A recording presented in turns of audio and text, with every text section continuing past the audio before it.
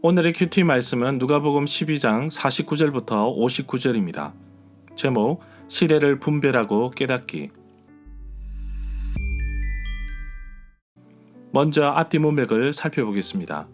언제 돌아올지 모르지만 주인을 기다리는 종의 마음으로 예수님은 온 세상을 심판하시기 위해 이 땅에 다시 오실 것입니다. 갑자기 라는 말과 반드시 라는 말을 통해 우리 주님은 생각지도 못한 때에 다시 오실 것입니다. 그렇기 때문에 나 스스로가 주님 오실 때까지 지혜롭고 올바른 청지기로서 살아야 합니다. 늘 깨어있는 신앙의 삶으로 언제나 하나님 앞에서 준비된 모습으로 살아가길 소망합니다. 예수님께서 이 땅에 오신 목적이 우리를 구원하시기 위해, 우리에게 생명을 주시기 위해, 우리가 이 땅에서 풍성한 삶을 누리기 위해 오셨습니다. 그런데 오늘 말씀에서는 세상에 불을 던지러 왔다고 말씀하십니다.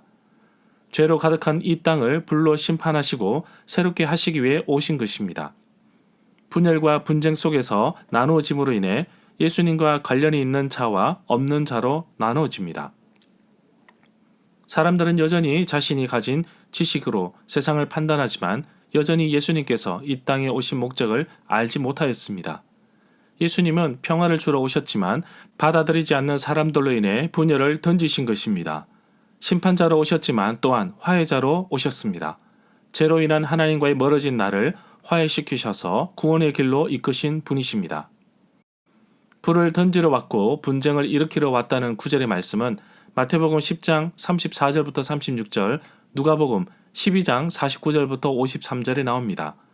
악한 세대가 표적을 구하는 이야기는 마태복음 12장 38절부터 45절, 마가복음 8장 11절부터 12절, 누가복음 12장 54절부터 59절에 나옵니다. 문단을 나눠보겠습니다.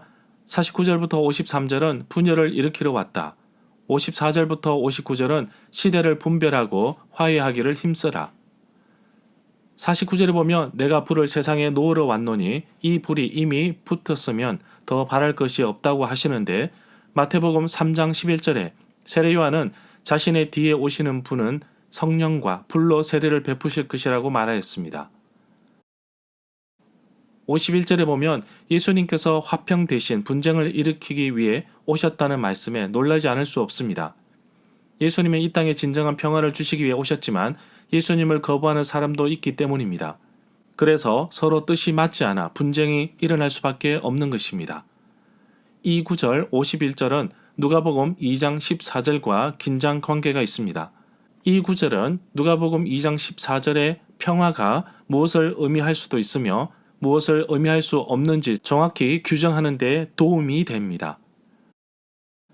52절에 보면 한 집에 5사람이 있는데 서로 분쟁하여 셋이 둘이 셋과 분쟁할 것이라고 하시는데, 예수님을 거부하는 사람과 영접한 사람들 사이에서 분열이 가장 가까운 가정에서부터 일어난다고 말하고 있습니다. 53절에 보면 분쟁의 원인이 바로 예수님이라고 하는데, 미가 7장 6절을 인용하면서 예수님은 그의 제자들이 믿지 않는 가족들로부터 핍박을 받을 것이라고 경고하고 있습니다. 54절부터 55절에 보면 예수님께서 사람들에게 너희가 서쪽에서부터 구름이 이는 것을 보면 곧 소나기가 오겠다고 말하면 그대로 된다고 하십니다. 남풍이 부는 것을 보면 말하기를 심히 덥겠다고 하니 과연 그대로 된다고 하는데, 사람들은 누구나 지중해에서 서쪽에서 비구름이 오는 것과 사막에 뜨거운 남풍이 부는 것을 알고 있었습니다. 결국 예수님께서 하고 싶은 말씀은 사람들은 자연의 이치를 깨닫는데 어떻게 하나님의 나라가 오는 징조를 보지 못하는가? 사람들이 이 시대의 표적은 분별하지 못함을 마태복음 16장 2절부터 4절에서도 말씀하고 있습니다. 56절부터 57절에 보면 외식하는 자여, 위선자여, 너희가 땅과 하늘의 날씨를 분별할 줄 알면서 왜 이 시대는 분간하지 못하는가?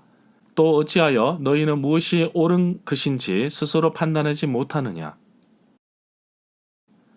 58절에 보면 너희가 너희를 고소하는 자와 함께 법관에게 갈 때에, 법정에 설 때에 너희는 도중에 길에서라도 그 사람과 화해하기를 힘쓰라.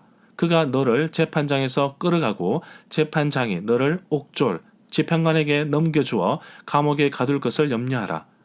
상황이 정말 심각하게 돌아가는 마당에 무엇이 정말 지혜로운 방법인지 잘 말해주고 있습니다.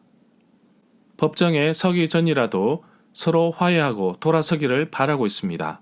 이 구절은 상황의 심각성을 각성시키고 현명하고 결연한 행동을 하도록 조언하려는 비유로 이해할 수 있습니다. 마지막 순간에도 회개하라는 극적인 호소를 하는데 그 호소는 심판의 위협으로 끝맺는 것을 볼 수 있습니다.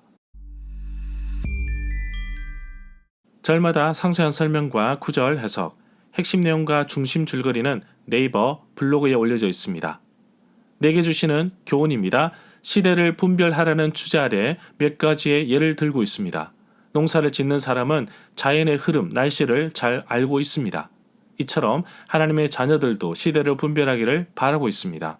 그런 이유는 마지막 심판 때에 이루어질 여러 가지 현상을 두고서 곧 닥쳐올 심판의 메시지를 바로 깨닫고 서로 화해하여 심판을 피하라는 경고의 메시지입니다. 또한 그리스도인들은 세상 사람들과 화평을 누려야 합니다.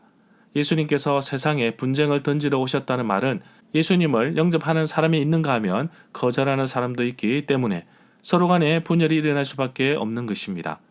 그러나 중요한 것은 이 땅에 진정한 평화를 주러 오신 분은 예수님이시며 예수님으로 인해 우리가 세상과 싸워야 함을 잊어서는 안 될 것입니다.